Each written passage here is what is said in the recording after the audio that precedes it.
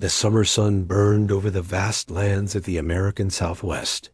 The wind carried dust across the plains, while a lone Apache warrior rode through the valley. His name was Dakota. For years he had served his people with honor, brave in battle, and respected by his tribe. He was known as a man who never abandoned anyone in need. That afternoon, he was returning from a hunting trip when something unusual caught his attention. A horse alone wandering near the edge of a canyon. Dakota immediately became alert. A riderless horse often meant trouble. He followed the animal's tracks toward a narrow ravine where a small stream flowed between the rocks. That was when he saw her. A young woman lay unconscious beside the water. Her clothes were torn and covered with dust. There were scratches on her arms and a bruise near her temple. Dakota quickly dismounted. He checked her breathing. She was alive. Barely. The woman looked as if she had traveled a great distance before collapsing. Dakota poured a little water onto a cloth and gently touched her forehead. A few moments later, her eyes slowly opened. Fear immediately filled them. She tried to move away. "Easy," he said softly. The woman stared at him, confused, lost, "Who are you?" She blinked. I don't know." Dakota frowned. "What is your name?" The woman opened her mouth, but no answer came. Panic appeared on her face. "I don't know that either." For several seconds, she simply stared into the distance. Then tears began rolling down her cheeks. "I can't remember anything." Dakota had seen many strange things during his life, but never this. The woman could not remember her name, her family, her home. Nothing. The warrior helped her sit up. "Do you remember where you came from?" She shook her head. "No." "Do you remember how you got here?" Again she shook her head. Nothing. Her entire past seemed to have disappeared. Dakota knew he could not leave her alone in the wilderness. He helped her onto his horse and brought her back to the Apache village. The arrival of the mysterious woman immediately attracted attention. The elders gathered. The healer examined her wound. After a long silence, the old woman looked at Dakota. "She suffered a strong blow to the head. Will she recover? Perhaps, and her memory?" The healer sighed. "Only the spirits know. Days passed. The young woman remained in the village. Everyone treated her kindly. The children liked her. Immediately, the women taught her simple tasks, but her memory never returned. Not a single name, not a single face, not a single clue. Eventually, the tribe began calling her Alina. She accepted the name with a sad smile. It was better than having no name at all. Dakota often spent time with her. He showed her the mountains, the rivers, the stars. Little by little, Alina began feeling safe. Yet something remained wrong. Every night she had the same nightmare. She would wake up trembling. Sweating. Terrified. Always the same dream. A large house burning in flames. Men shouting. Gunshots. And a strange symbol. A black raven, its wings spread wide, watching her. One evening she finally told Dakota, "I keep seeing that bird." Dakota listened carefully. "A raven?" "Yes. It appears every time." The warrior thought for a moment. "Maybe it is part of your past." Alina lowered her eyes. "What if my past is something terrible?" Dakota looked at her calmly. "You are not responsible for what happened before you lost your memory. But what if I was a bad person?" Dakota smiled slightly. "The woman I know is kind. That is enough for me." For the first time in weeks, Alina laughed, and something changed between them. Neither spoke about it, but both felt it. A connection. A trust. Something growing quietly. Far away, however, another story was unfolding. Several riders sat around a campfire deep inside the mountains. One of them placed a faded photograph on the ground. The picture showed a young woman, a woman who looked exactly like Alina. The leader stared at the photograph. His face was hidden beneath the shadows. "Are you certain?" he asked. One of the riders nodded. "We found her." The leader smiled. A cold smile, the kind that carried danger. After all these years, he slowly picked up the photograph. "Bring her to me. Alive." The fire crackled. The men prepared their horses. And somewhere in the darkness, the hunt began. The days passed peacefully in the Apache village. At least on the surface. Alina helped gather herbs with the women and spent her evenings near the fire, listening to stories told by the elders. Everyone treated her kindly, yet a shadow followed her wherever she went. Her missing memories. Every morning, she woke hoping to remember something.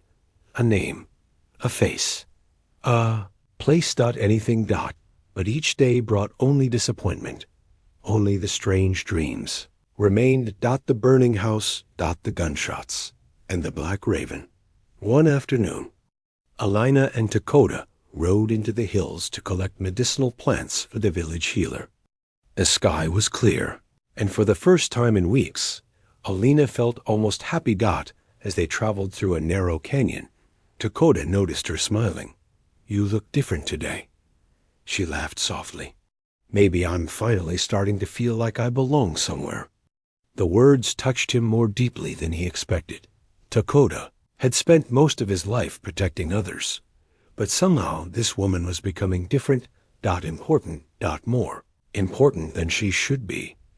They continued riding until they reached a small spring hidden among the rocks.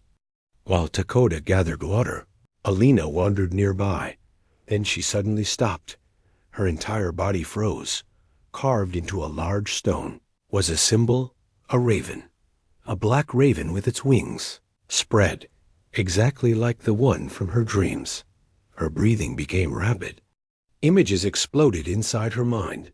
A large white house, a frightened woman running, a locked room, men shouting, and a voice, a man's voice. "Find the girl." Alina stumbled backward. Dakota rushed toward her. "What happened?" She pointed at the carving. "I know that symbol? From your dreams?"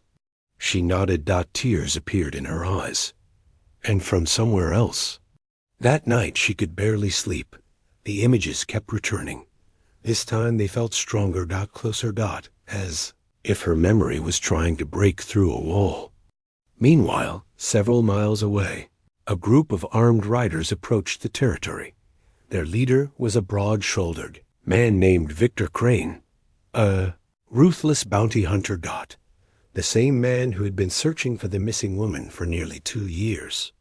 One of his men rode beside him. "Are you sure it's her?" Victor pulled the old photograph from his coat.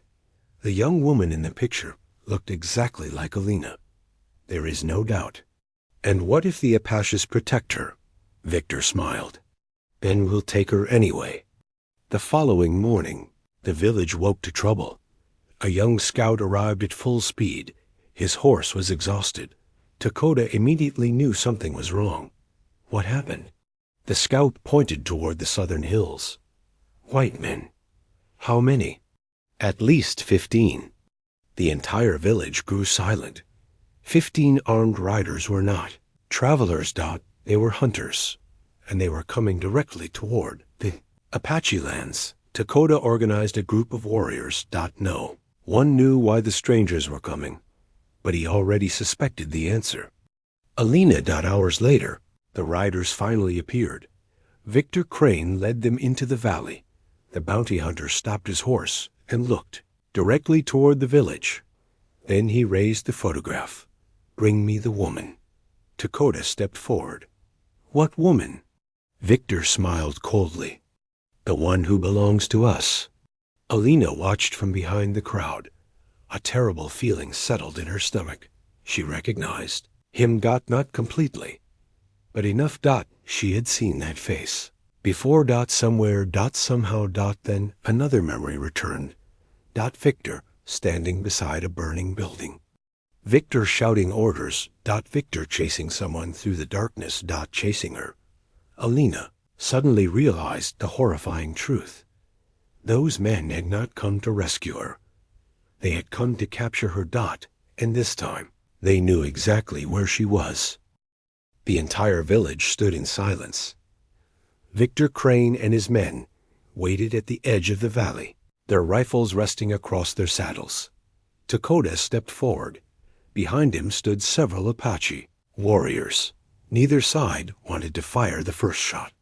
Not yet. Victor slowly raised the photograph. The wind moved the worn paper. This woman belongs to us. Dakota's eyes narrowed. No one belongs to anyone. Victor's smile vanished. You don't understand what you're protecting. And you don't understand where you are. For a moment, neither man moved. Then Alina stepped out from the crowd. Gasps spread through the village.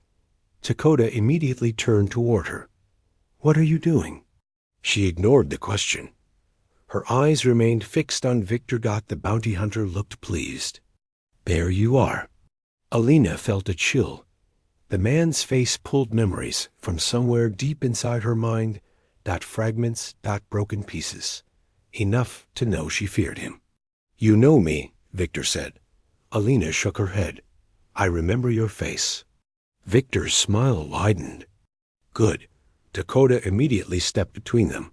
That's enough. Victor looked annoyed. Move aside, Apache. No. The tension grew heavier. Finally, Victor sighed dramatically. I didn't come here for a war. White Wolf laughed. Funny. You brought 15 armed men. Victor ignored him. Instead, he reached inside his coat and pulled out a folded document. This changes everything. He tossed it onto the ground. Tako picked it up. His expression darkened.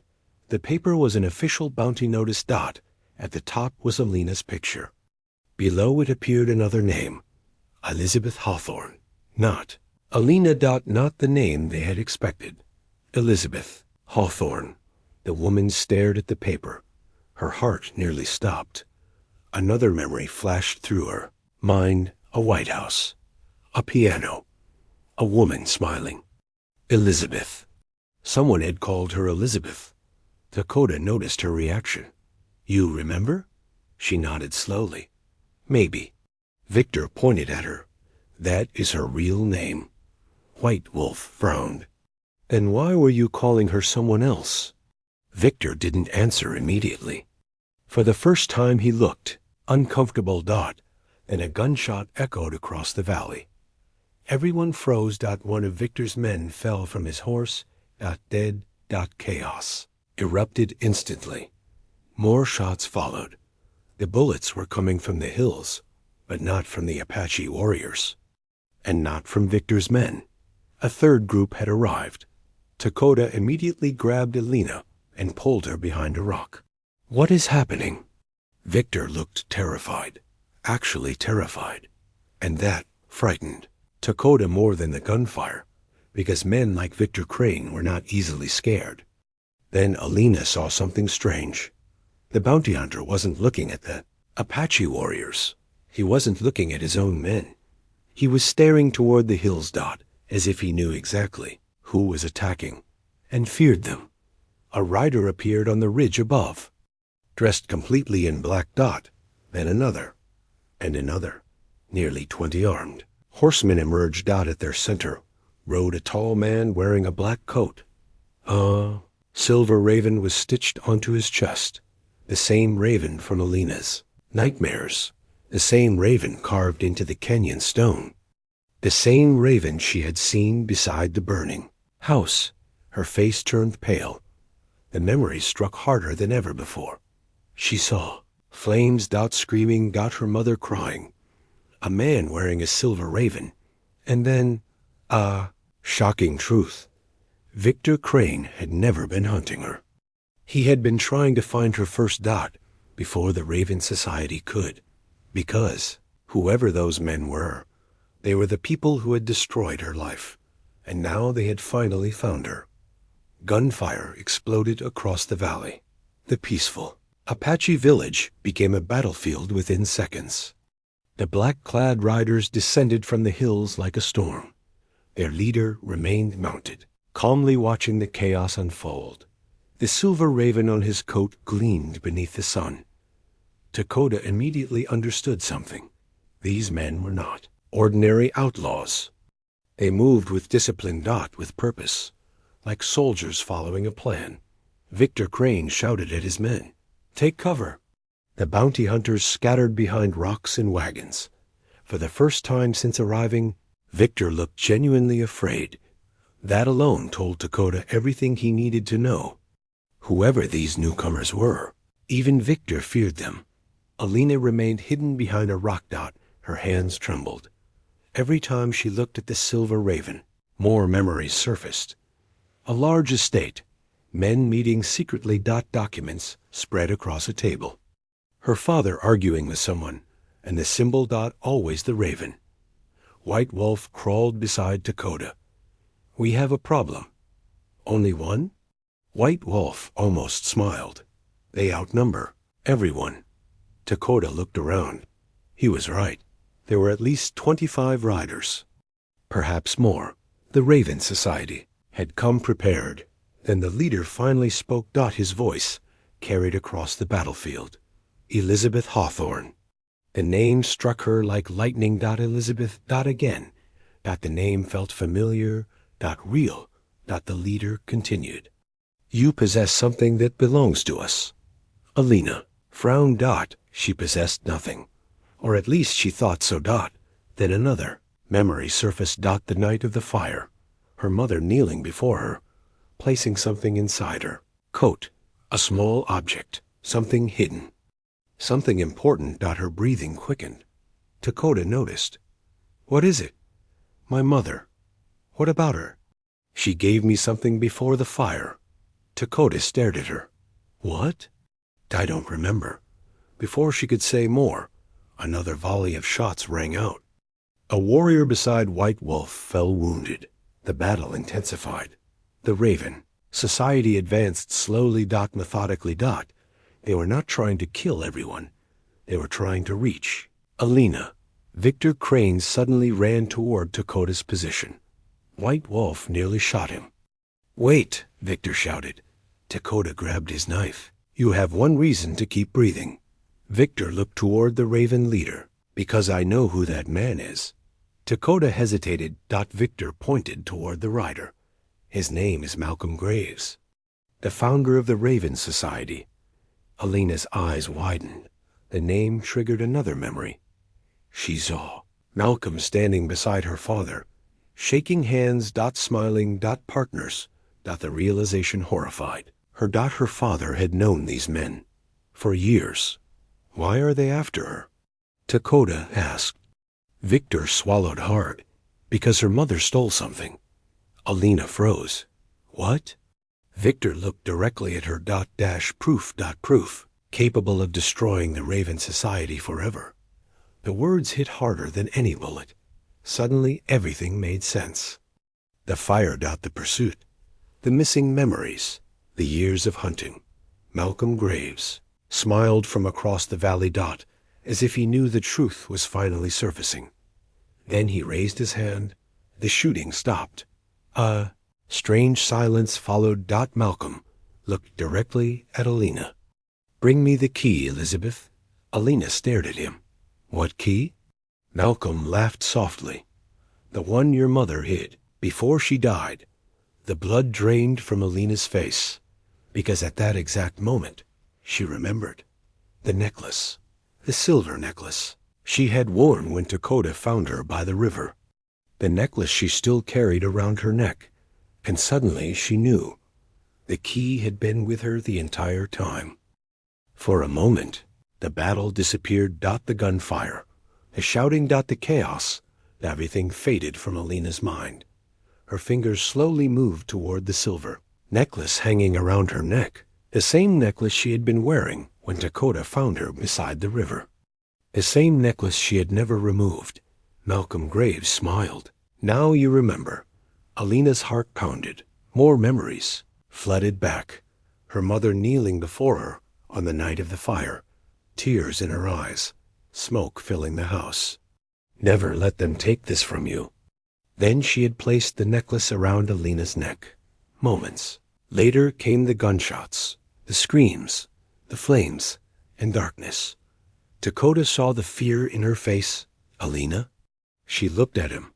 I think this necklace opens something. Victor Crane nodded immediately. A lockbox. A hidden lockbox. Malcolm's expression darkened. He realized they were finally understanding the truth. Bring her to me, he shouted. The Raven Society attacked. Again. Bullets tore through the air. Apache warriors returned fire. The valley erupted into violence once more. Dakota grabbed Alina's arm. We have to move. White Wolf joined them. There's a canyon on the eastern side. We can escape through it. Victor Crane looked shocked. You're taking me with you? White Wolf glared at him. Don't make me regret it. The small group broke away from the battlefield. Several Raven riders immediately pursued them. The chase lasted for hours. Through rocky trails, across dry RIVERBEDS. Into narrow canyons. The sun slowly disappeared behind these mountains. Finally, they reached an abandoned trading post. The old wooden building looked ready to collapse, but it provided shelter. Everyone was exhausted. Dakota stood guard while White Wolf examined the necklace. After several minutes, he noticed something unusual. Look, inside the pendant was a tiny engraving. A series of numbers. And beneath them, a location. Victor's eyes widened. I know this place. Where is it? Victor swallowed. An old bank in Silver Creek. Alina stared at him. The lockbox is there? Yes. Malcolm has been searching for it for years. That is why your mother was killed. The realization left everyone silent. Dakota sat beside Alina. Then tomorrow we go to Silver Creek. She nodded. But she could not sleep that night. Something felt wrong, very wrong. Near midnight, she woke suddenly. The trading post was silent. Too silent. Dakota was gone. White Wolf was gone. Victor Crane was gone. Alina rushed outside. The moon illuminated the empty desert. Then she saw horse tracks. Fresh horse tracks, and a piece of cloth lying on the ground. It belonged to Tako. Her heart froze. A voice came from the darkness. Looking for him? Alina turned. A lone rider emerged from the shadows. One of Malcolm Graves' men. The rider smiled coldly. We have your Apache. And if you ever want to see him alive again, bring us the necklace. Alina's heart nearly stopped. The rider remained motionless. Beneath the moonlight, his rifle rested casually across his saddle. As if he knew she could do nothing. Where is Dakota? She demanded. The man smiled. Alive. For now. Alina took a step forward. If you've hurt him, then bring the necklace. His voice became colder. Tomorrow at sunset. Eagle Rock Canyon. Come alone. He tossed something onto the ground. It landed at Alina's feet. Leather bracelet. Dakota's bracelet. The one he always wore. The rider turned his horse. If anyone follows you, he dies. Then he disappeared into the darkness. Alina stood frozen. Fear tightened around her chest. Dakota had risked everything to protect her. Now he was paying the price. By dawn, White Wolf returned. He had been scouting nearby when the kidnapping occurred. The moment he saw Alina's face, he knew something terrible had happened. She explained everything. White Wolf's jaw tightened. It's a trap, I know. And you're thinking about going anyway. Alina looked away. That answer was enough. White Wolf sighed heavily. Dakota would never allow it. Dakota isn't here. The words cut like a knife. Neither spoke for several moments. Finally, Victor Crane emerged from the trading post. He listened carefully, then surprised both of them. I'll help you. White Wolf stared at him. Why? Victor looked toward the horizon. Because Malcolm Graves destroys everyone who serves him eventually. I've spent years running from him. Maybe it's time I stop. For the first time, White Wolf believed him. That afternoon, they traveled toward Eagle Rock. Canyon. Alina carried the necklace beneath her shirt. The entire journey she thought about Tako, his kindness, his courage. The way he always protected others before himself. And for the first time she admitted something she had been hiding from her own heart. She loved him. The realization frightened her, because she might already be too late. As the sun began to set, they reached the canyon. A towering rock formation, shaped like an eagle, overlooked the valley.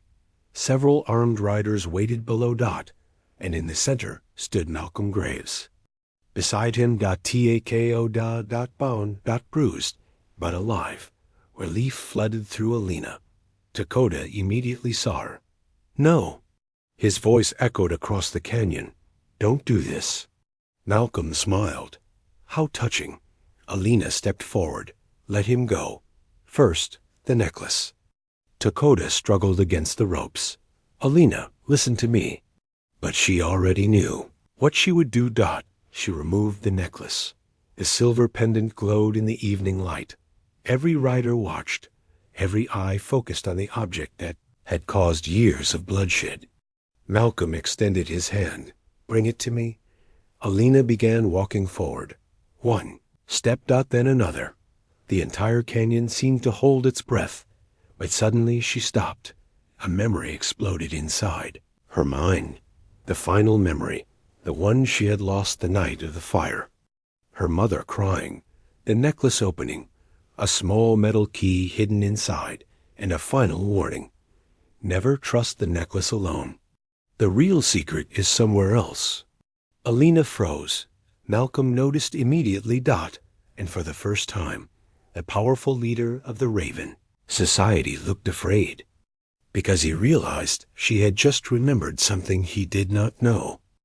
Malcolm Graves saw the change in Alina's eyes. She remembered, and that terrified him. For years, he had hunted her. For years he had searched for the lockbox. Yet suddenly, he realized there was another secret. A secret even he did not know. "What did you remember?" Malcolm demanded. Alina remained silent. Her heart raced. The memory was becoming clearer. The night of the fire, her mother kneeling before her. Opening the silver necklace, removing a tiny key. Then hiding it somewhere else. Not in the necklace, not in the lockbox. Somewhere much safer. Somewhere Malcolm would never think to look. Malcolm took a threatening step forward. "Tell me." Tako watched carefully. He knew Alina was buying time. The question was why. Then she smiled. A small smile. The first confident smile Malcolm had ever seen from her. "You've been searching for the wrong thing all these years." The Raven leader's face darkened. "What are you talking about?" The necklace was never the secret. Silence spread through the canyon. Even Malcolm's men looked confused. Alina slowly raised the pendant. "This only leads to the first lockbox. Nothing more." For the first time, uncertainty appeared in Malcolm's eyes. "You're lying." "Am I?" Malcolm grabbed Dakota by the shoulder and pressed a revolver against his head. "Tell me the truth." Alina felt her stomach twist, but she forced herself to remain calm. "The truth is that my mother outsmarted you." The words hit Malcolm harder than any bullet. For years he had believed victory was within reach. Now he discovered he might still be missing the most important piece. "Where is it?" he asked quietly. "You'll never find it." The revolver pressed harder against Dakota's head. White Wolf watched from the cliffs above. He and Victor Crane had secretly positioned themselves there, while Alina distracted Malcolm. Both men waited for the right moment. They only had one chance. Meanwhile, Malcolm's patience was disappearing. "This ends now." He cocked the revolver. Dakota remained calm. He looked directly at Alina and smiled. Even now, even facing death, he smiled. The gesture nearly broke her heart. Then she understood. Dakota trusted her. Completely. Suddenly, Alina shouted. "The secret is hidden inside the old church in Silver Creek." Every head turned toward her. Malcolm froze. What? The church. My mother hid everything there. Malcolm searched her face, trying to determine if she was lying. Finally, greed won. He lowered the gun. Mount up. His men immediately prepared to leave. But that was exactly what White Wolf had been waiting for. A sharp whistle echoed from the cliffs. Apache warriors emerged from every direction. Arrows filled the air. Chaos exploded across the canyon. Malcolm cursed. His trap had become an ambush. Dakota drove his shoulder into the nearest guard. The man crashed to the ground. White Wolf fired arrow after arrow from above. Victor Crane joined the fight. The canyon erupted into battle within seconds. Malcolm realized he had been deceived. Alina had never intended to reveal anything. She had only needed time, and she had gotten it.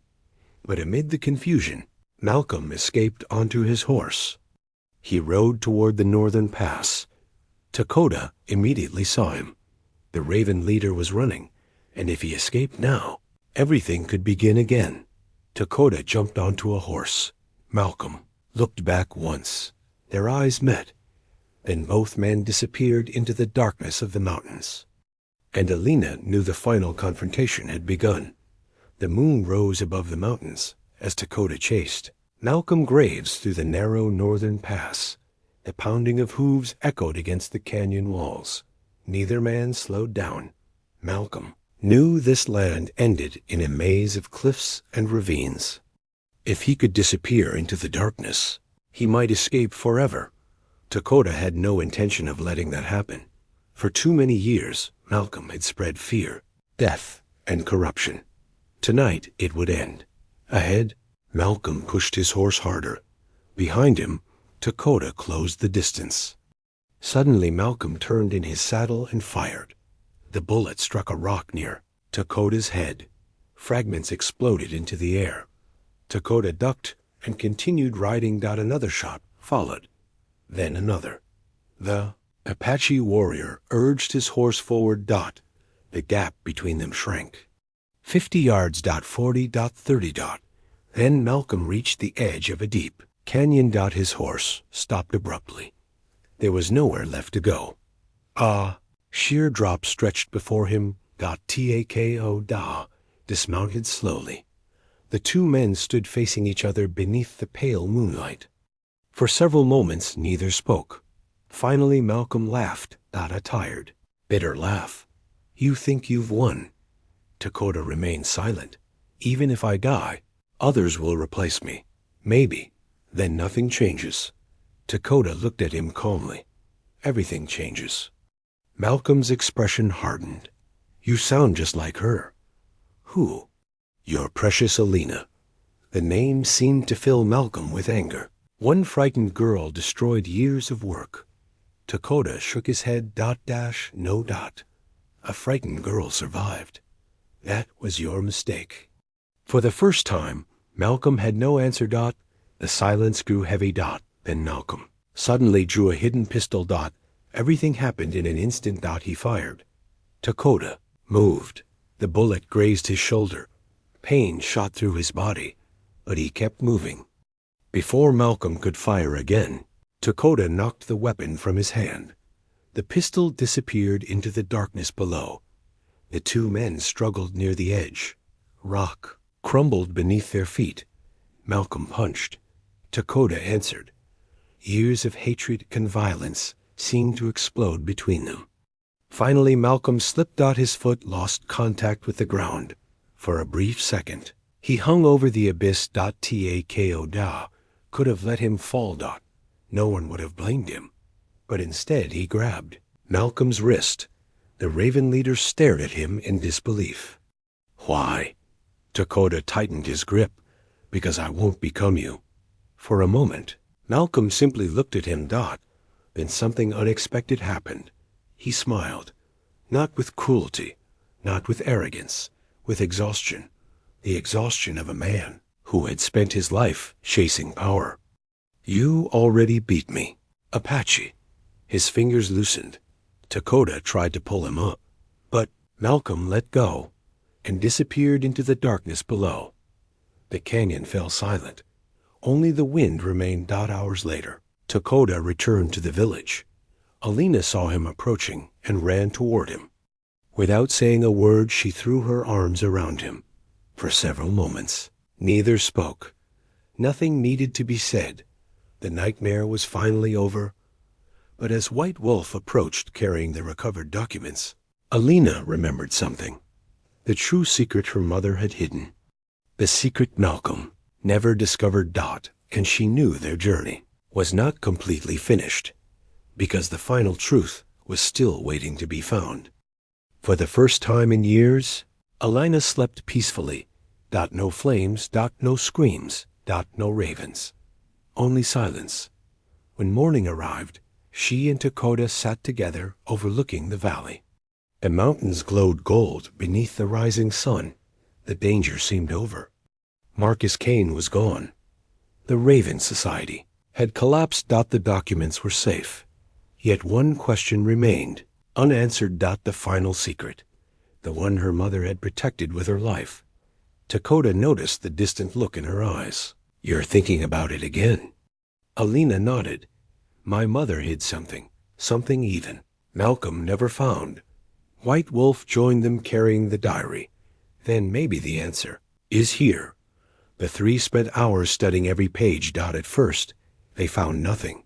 Then Alina noticed a sentence written repeatedly throughout the diary. "The truth rests beside the first promise." The same sentence appeared 6 different times. White Wolf frowned. "What does that mean?" Alina stared at the words. Suddenly another memory surfaced. A small church. A wedding. Her parents standing together. And beside the church, an enormous oak tree. She jumped to her feet. "The first promise?" Dakota looked confused. "What is it?" "My parents were married beneath an oak tree near Silver Creek." White Wolf smiled. "Then we have one last journey." 3 days later, they arrived at the abandoned church. Time had not been kind to the building. The roof was partially collapsed. The windows were broken, but the giant oak tree still stood proudly beside it. Alina approached slowly. The memories felt stronger there. Almost alive. She touched the bark. Then noticed something unusual. In old carving. 2 INITILSAH and E.H. Her parents. Beneath the initials was a small metal plate hidden by moss. Dakota carefully removed it. A narrow compartment appeared inside the trunk. Everyone held their breath. Alina reached inside. Her hand touched a small wooden box. She slowly pulled it out. The box was old, but perfectly preserved. Inside they found several letters, a map, and a sealed document. White Wolf examined it first. Then his eyes widened. "My God, what is it?" Dakota asked. White Wolf looked stunned. "These aren't just records of crimes. These are land ownership documents, original treaties, legal proof that thousands of acres, stolen from tribes across the territory, belonged to them." The silence that followed was overwhelming. Alina opened one of the letters. It was written by her mother. "If you found this, then you survived. If you survived, then hope survived too." Tears filled her eyes. The letter continued. "The land belongs to those who cared for it long before greedy men arrived. Protect this truth, not for revenge, but for justice." Dakota gently placed a hand on her shoulder. For years her mother had fought alone. Now her fight was finally over. Months later, the documents were officially recognized. The stolen lands were returned. The remaining members of the Raven Society were arrested, and throughout the territory, people began speaking of the brave woman who had survived the river and uncovered the truth. But to Dakota, she was not a hero, not a symbol, not a legend. She was simply Alina, the woman he loved. As the sun set over the valley one evening, Dakota took her hand. "There is only one thing left to do." Alina smiled. She already knew what he meant, and together they began preparing for a celebration that would unite the entire Apache nation. The celebration lasted for 3 days. Apache families traveled from distant valleys and mountains to attend. Warriors, elders, hunters, and children gathered beneath the open sky to celebrate a victory few had believed possible. For years fear had ruled the land. Now hope had returned. Colorful tents filled the valley. Music echoed through the evening air. Stories were told around great fires, and everywhere people spoke about the courage of those who had stood against the Raven Society. But Alina felt something very different. Peace. For the first time since losing her memory, she no longer felt incomplete. She knew who she was. She knew who her mother had been, and she finally understood that her past no longer controlled her future. On the final evening of the celebration, the entire tribe gathered near the river where Dakota had first found her. The same river that had changed both their lives. The sun was setting behind the mountains, painting the sky with gold and crimson colors. Elder Graybear stepped forward. The respected elder raised his hands, and silence spread through the crowd. Many seasons ago, a wounded woman arrived among us with no memory and no home. The people listened quietly. She brought sorrow with her, but she also brought courage. Wisdom. And truth. He smiled toward Alina. Today she is no longer a stranger. She is family. The crowd erupted in cheers. Alina felt tears forming in her eyes. Then Elder Graybear turned toward Dakota. And you, my son, followed the path of honor when it would have been easier to walk away. Dakota lowered his head respectfully. The elder nodded. The spirits reward those who protect others. Then he stepped aside. Dakota took a deep breath. His heart pounded harder than it ever had during battle, even harder than when he faced Malcolm Graves. He walked toward Alina. The entire valley watched. White Wolf grinned from the crowd. He already knew what was coming. Dakota stopped in front of her. For a moment, neither spoke. Then he reached into a small leather pouch. Inside was a simple silver ring, the same silver ring his mother had once given him. When I found you beside the river, I thought I was saving a stranger. Alina smiled through her tears. And I thought I had lost everything. Dakota nodded. Instead, I found the woman who changed my life. The valley became completely silent. Talina, he gently took her hand. Will you stay by my side for the rest of our days? Tears rolled down her cheeks. She laughed softly. You traveled across mountains, fought an army, and survived Malcolm Graves. The crowd chuckled. And you're still nervous? Even Dakota laughed. Then she squeezed his hand. Yes. The valley exploded with cheers. Children ran through the crowd. Drums began to play. White Wolf shouted louder than anyone else. The wedding took place the following spring. Flowers covered the valley. The river flowed peacefully nearby.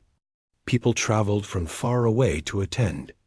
The ceremony united not only two hearts, but many communities that had once lived in fear and distrust. Years passed. Dakota and Alina built a home overlooking the river. The same river where their story had begun. They had children.